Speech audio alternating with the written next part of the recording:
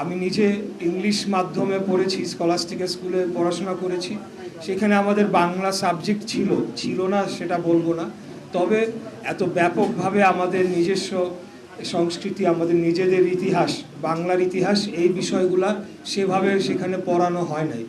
তো আমি আগামী দিনে আশা রাখি যে আমাদের নতুন সরকার, বাংলাদেশ জাতীয়তাবাদী দলের নেতৃত্বে যে সরকার গঠন হয়েছে, এবং ত্রয়োদশ জাতীয় নির্বাচনের মাধ্যমে আমরা যে সরকার গঠন করেছি, সেখানে ঢাকা ৬ আসনের আপনারা এখানে অনেকেই উপস্থিত রয়েছেন।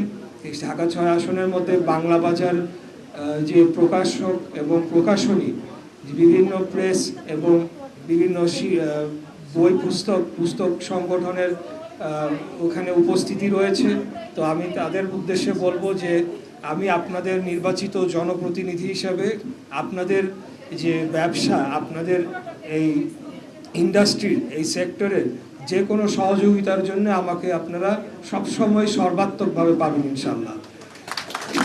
এখানে আরেকটি বিষয় একটু যোগ করতে হয় যে এখানে পূর্ববর্তী দু একজন বক্তা বলে গিয়েছেন যে মুক্তিযুদ্ধ বিষয়ক মন্ত্রণালয় থেকে বিভিন্ন ধরনের বই পুস্তক সেগুলো ইতিপূর্বে কেনা হতো এবং সেটির মাধ্যমে যারা পুস্তক ব্যবসার সাথে জড়িত রয়েছেন সেই সেক্টর লাভবান হতেন। আমরাও চাই যে আগামী দিনে আপনারা আরও বেশি লাভবান হন। তবে এখানে একটা প্রশ্ন, আমার একটা কথা রয়েছে, সেটি হলো বিগত 17 বছরে আমরা দেখেছি যে কিভাবে চাটুকারিতা এবং তৈলমর্দনের জন্যে বিভিন্ন বই পুস্তক লেখা হয়েছে, সেখানে ইতিহাসকে বিকৃত করা হয়েছে, মুক্তিযুদ্ধের ইতিহাসকে বিকৃত করে এক ব্যক্তির একটা সম্পত্তিতে রূপান্তরিত করা হয়েছিল, যার মাধ্যমে সেটিকে পুঁজি করে একটা ফ্যাসিবাদী একটা মাফিয়াতন্ত্র কায়েম হয়েছিল। তো সেই সকল যে সব বই রয়েছে এবং একটা পার্টিকুলার গ্রুপ অফ পিপল, তাদের থেকেই শুধু বই পুস্তকগুলা সংগ্রহ করা হতো বলে আমি জানতে পেরেছি। তো আমরা চাই যে সেটার পরিবর্তন ঘটিয়ে সৃজনশীল এবং সত্য ইতিহাসকে প্রকাশ করে এই ধরনের বই পুস্তক আগামী দিনে প্রকাশিত হোক।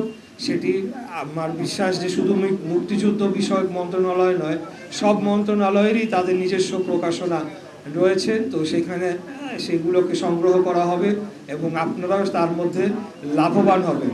এবং সেটি বাস্তবায়ন করতে হলে যারা পুস্তক প্রকাশক রয়েছেন, প্রকাশকদেরকেই সবচেয়ে বেশি অগ্রণী ভূমিকা পালন করতে হবে বলে আমি বিশ্বাস করি। আর বেশি বক্তব্য দীর্ঘায়িত করব না, আমি আসলে বক্তব্য দিতে জানি না। আমি একজন মাঠের রাজনৈতিক কর্মী, মাঠে ময়দানে লড়াই সংগ্রাম করে আজকের এই অবস্থানে এসেছি এবং আপনাদের ভোটে, আপনাদের দোয়া ভালোবাসায় ঢাকা ৬ আসন থেকে আমি সংসদ সদস্য নির্বাচিত হয়েছি। আজকের আমাদের মাননীয় প্রধানমন্ত্রী দেশনায়ক জনাব তারেক রহমান, উনি আমার উপর আস্থা রেখেছেন, আমাকে মুক্তিযুদ্ধ বিষয়ক মন্ত্রণালয় প্রতিমন্ত্রীর দায়িত্ব দিয়েছেন এবং ভবিষ্যতে যে কোনো দায়িত্ব উনি দিবেন সেই দায়িত্ব আমি পালন করার জন্যে, এই দেশের জন্যে, জনগণের জন্যে এবং আমাদের এই শহরের যে সীমাহীন সমস্যা রয়েছে সেগুলোকে নিরসনের জন্যে, এবং যখন যেই সেক্টরের যেই মানুষরাই আমার কাছে সহযোগিতার জন্য আসবেন, একজন রাজনীতিবিদ হিসাবে তাদেরকে সহযোগিতা করার জন্য আমি সদা প্রস্তুত থাকব।